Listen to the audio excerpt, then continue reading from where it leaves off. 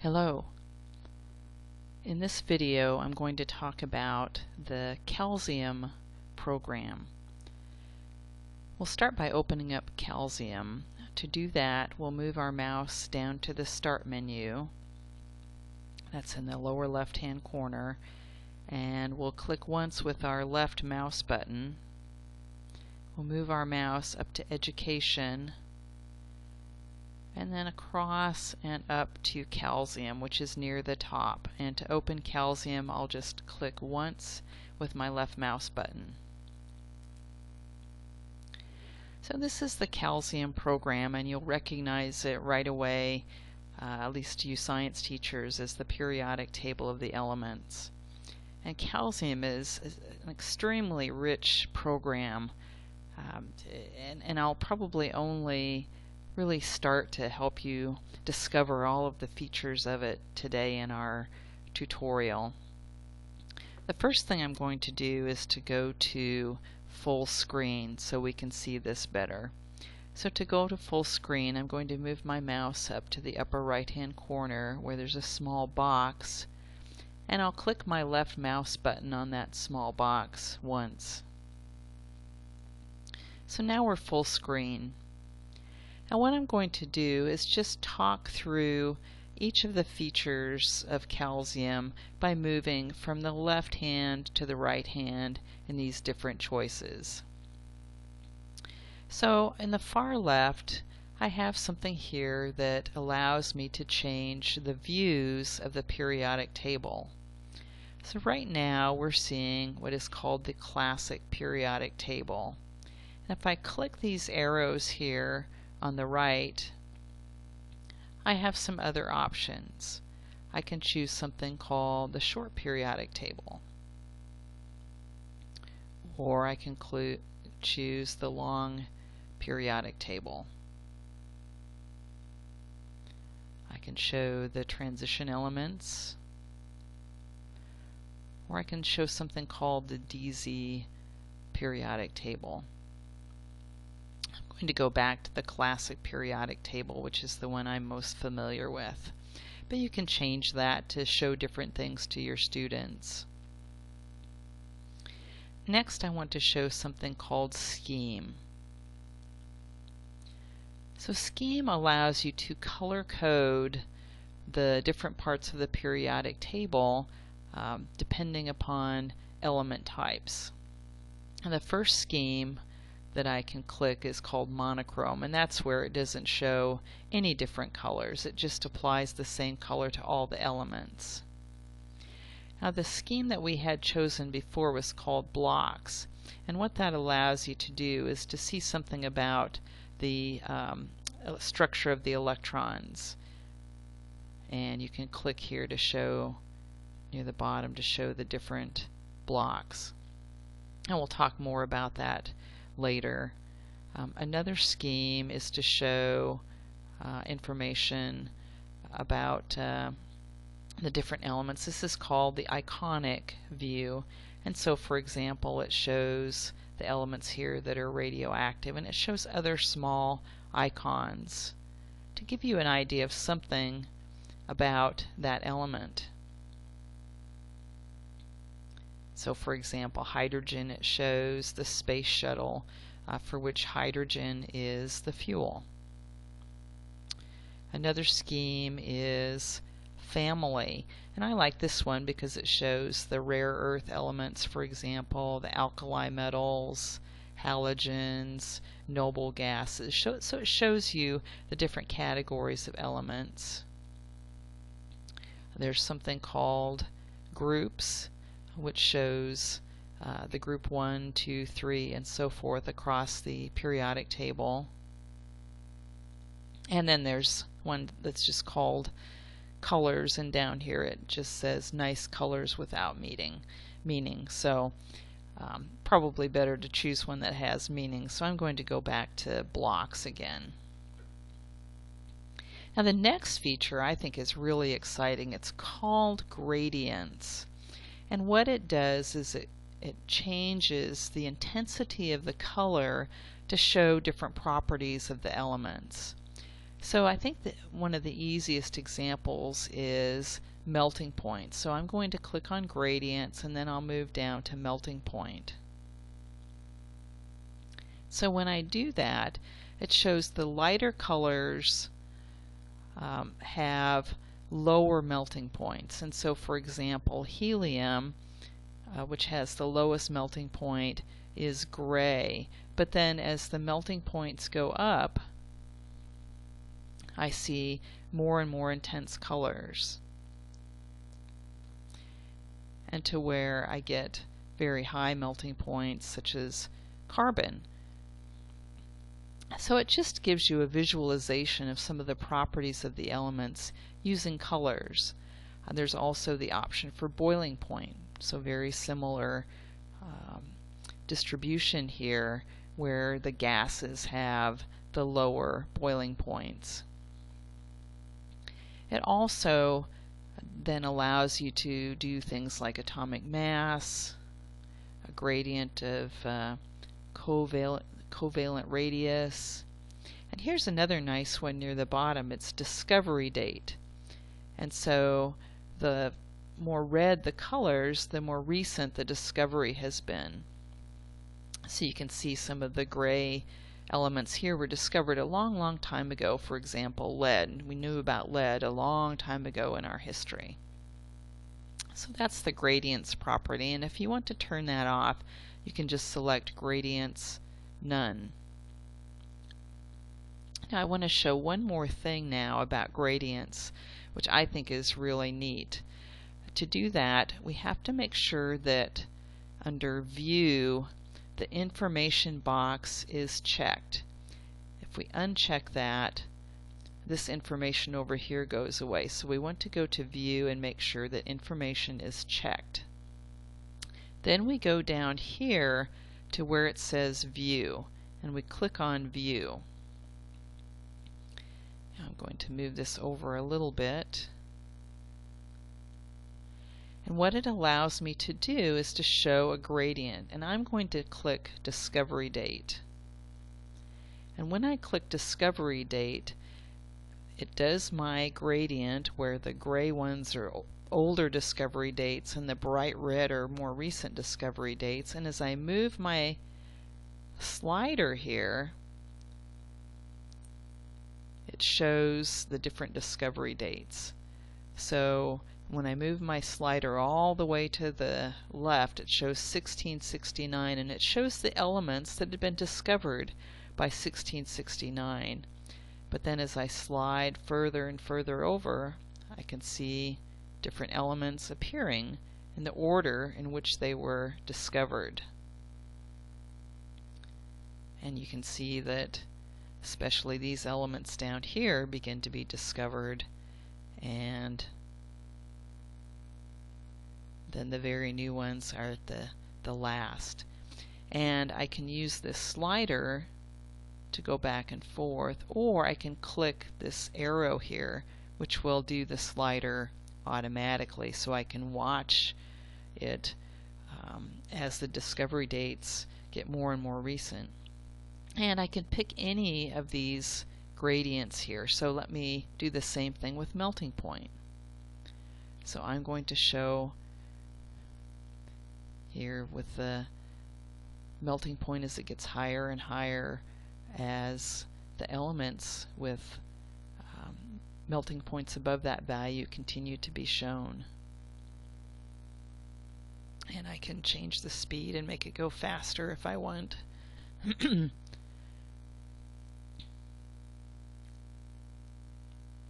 And what I'll see at the very end here, which is interesting, is that the last remaining element is carbon with the highest melting point of 3,825 degrees Kelvin. So that's what you can do with View and with any of these gradients.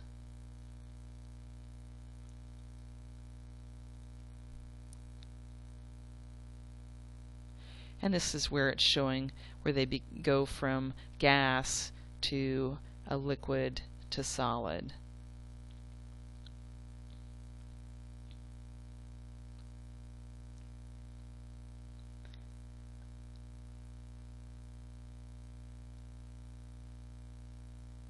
So that's the gradient and information view over here, and that's a nice way to let students see the different properties of the elements.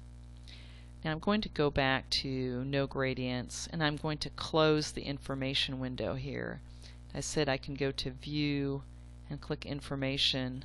I can also click this small X up here. One other very simple thing that you can do for students to start exploring elements is to just double click on an element. So let's double click on carbon, and when we do that, it opens up a new window about carbon. So it shows some of the properties of carbon in this first window, and this is where it shows the atomic model. So this is a very nice resource for students as they're learning about electrons and shells. There's an isotope table, so we can see the various isotopes of carbon. There's a box called miscellaneous that gives us some information about the history of the element. So it shows the discovery dates of many of the elements, the spectrum, and then finally extra information. So if you have the internet, you could click on these and get more information about it. Now, if you want to go to different elements, you can click next here or previous. And so you can, as you click in the atomic model mode, you can see how that changes as we add electrons. And when you're finished with that view, you can just close.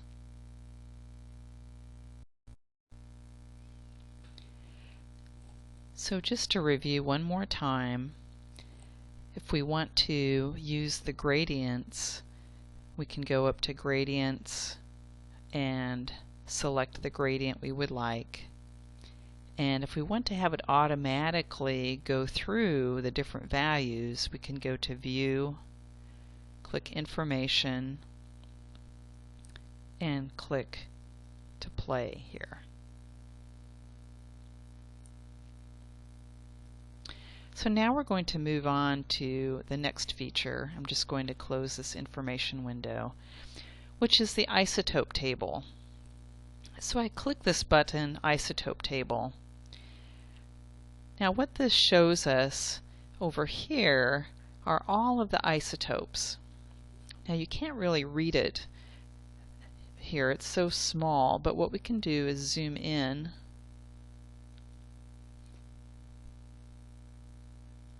and let me find a place where the isotopes are here. There we are.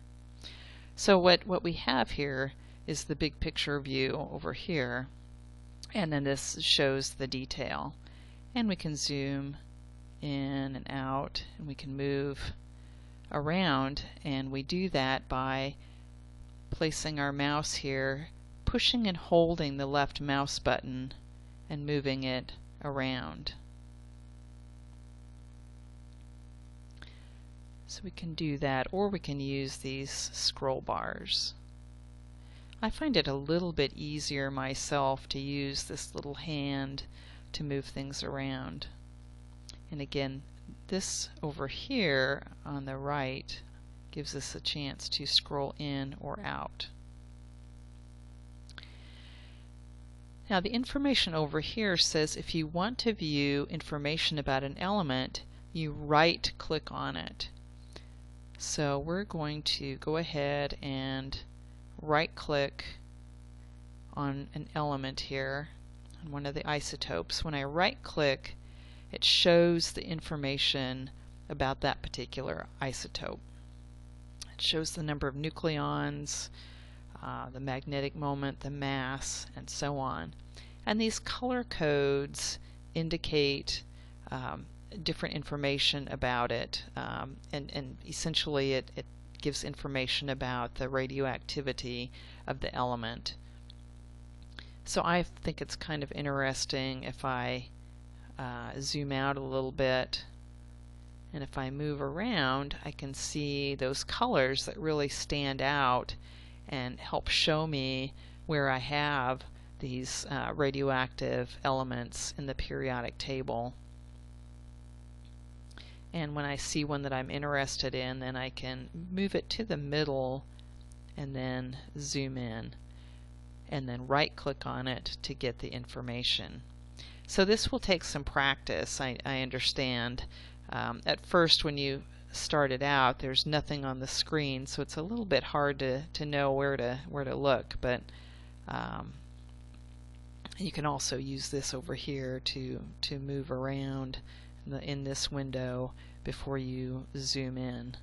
But just keep moving either your scroll bars or moving your hand and zoom out so you can see where you're at. And that is a way to navigate around the isotope table in Kalzium. So I'm going to close that now. So again, to open that, we just click on the isotope table. I'm also going to turn off the gradient right now to get back to my periodic table. Now the next feature is the molecular editor, but that is complicated enough that we will have a separate video on the molecular editor. It's a very, very nice feature. We'll move on to perform calculations. Now these are a set of Kalzium calculators that allow you to do different calculations in chemistry. So I'm going to click first on the molecular mass chemistry, and what you can do is enter a molecular formula and it will calculate the molecular mass. So I'm going to enter let's go ahead and enter something simple here, methane. So I type that in and I click calculate, and it will calculate the molecular mass. But you can put very complicated molecules in here if you want. Let me do another simple one though. Let's do sodium chloride. So I type in big N small a. So I need to use the element symbol and then Cl with a capital C, and I do calc, and it shows the molecular mass for sodium chloride or table salt, and it shows down here some of the details. It shows the atomic mass for each of the elements separately, and then the total mass for that particular molecule, and the percentage of the mass contributed by each element. But this is very nice. It allows you to put in many, many different complicated formulas to calculate the mass. The second calculator is a concentration calculator, and this allows you to calculate concentration, and to do that you can simply move these arrows up and down. So I can change, for example, the amount of solute, and as I do that, as I increase the amount of solute by clicking on this arrow, I can see down here that the concentration is going up. And I can click on any of these arrows and see what happens to the concentration. I can also change the amount of solvent, for example. Now I can click these arrows, but I can also type in values here. Oops. Sorry, I hit enter there. You can also type in values, but don't hit enter. And you can see how it changes the concentration. And if you want to reset it to the original values, you can just click reset up here. And the next tool is a nuclear calculator. This allows you to select different isotopes.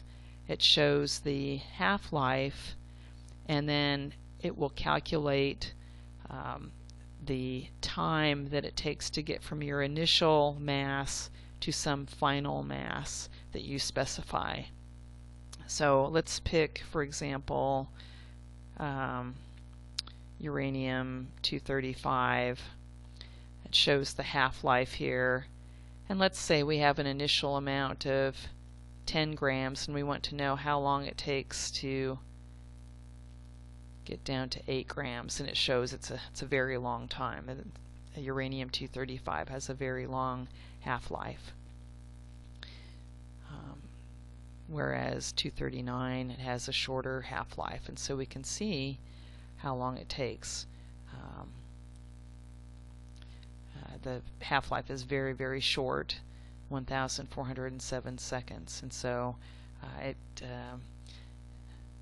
the time it takes is very, very small here.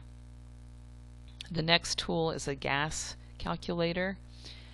This allows you to work with the ideal gas law. You can change the number of moles of the gas, you can change the pressure, you can change the temperature, and you can see how the volume changes. In this case, the volume is the dependent variable, but again, it's a very nice way to calculate different aspects of gas, and you can also change the units here if you'd like. So that's the gas calculator. There's something called a titration calculator. I'm not very familiar with this, but what you can do to learn more about it is to click the button here that says example. If you click that, it shows you an example of what information gets entered. You can click draw a plot, and it also shows the approximate curve fit to the data plot that you've entered. And the final calculator is an equation balancer, and this is a very, very nice tool. You can type in a chemical equation here, and you go ahead and put the pluses, and you put the equal sign here, which is a dash and a greater than sign, and you can put in coefficients of A, B, C, and D, and so on. And when you hit calculate, what it does is it determines the values of A, B, C, and D that it takes to balance the equation. So let's click calculate, and it solves the equation for you. So let's try a simple one. So I'm going to ask, when I put in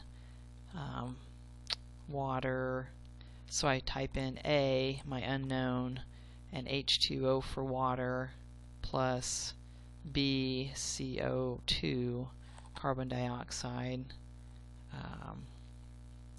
and then we type in the goes to or equal sign, so the dash, which is up near the 0 key, and then the greater than sign, and then we put in let's see, we'll just do H2 plus CO. Oops, I forgot the coefficient. And we'll click calculate. So it says there's no solution found. So that means that there's something wrong with my formula here.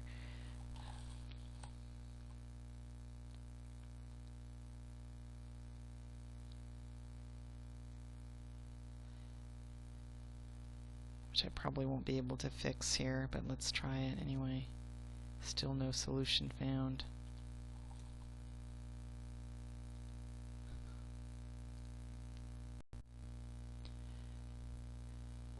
Let's try one other thing here. Let's try CO3 calculate. Okay, it found a solution finally. Now let me show you a more complicated example that comes from the Kalzium handbook, which is available online. You can just Google Kalzium handbook. So this one uses parentheses in this fashion. So for more complicated chemical formulas, we just type it out here. Oops.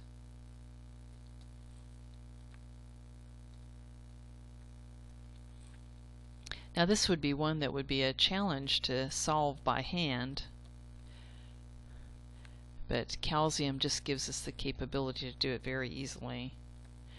So this is actually a very nice tool that teachers could use in a class to work with students to try to solve these. Hopefully I've typed that correctly, and we type calculate and it shows the solution. So again, a nice tool for students to practice what they've learned, to check their answers as they work different problems. Now, the last thing I want to show on this line is plot data. When I click plot data, it opens up a plot, and this allows me to plot different properties of atoms. It allows me to select an x-axis, and so the x-axis selected right now is atomic number. So I'm going to leave that because it's interesting to plot different properties against atomic number. And right now the y-axis is measuring atomic mass, so we can see how atomic mass is almost linear with respect to atomic number, which is what we expect. But let's go ahead and choose something like electronegativity. So now when we plot that, we do see the how the pattern of electrons changes with atomic number. And we can also do things like melting point, and that's a very interesting behavior, boiling point, atomic radius, and so on. Now right now it's plotting from 0 to an atomic number of 36, but we can change that. We can increase that if we want, or we can click full range and it shows it for all of the elements. But I think it's a little bit easier to see things if we do just a smaller number of elements. So again, it's a nice way for students to see different properties of atoms, of the different elements, plotting it in different ways. So I'm going to go ahead and close that now. There are a few other features available that are not on this line that are up in the Tools toolbar. So I'm going to come up to Tools, click Tools once with my left mouse button, and I'm going to come down to Glossary. Glossary is a set of different definitions that the students can look at. So for example, I went to A and I went to accuracy and precision. I can make this a little bit bigger and make this a little bit smaller. So it gives definitions. And I can also just type in a search term, and I went and hit enter again. Remember to not hit enter. So when I type in the word atom, it will show different things here, and I just double click on them to get the definition over on the side here. And if I want to go back, I can just delete that. And so I have knowledge and I have tools. And it even has some pictures in here.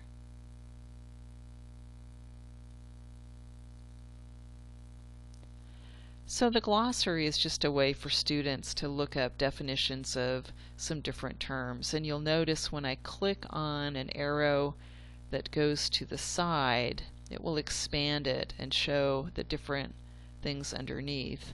And if I want to make it small again, I just click it and it will go back.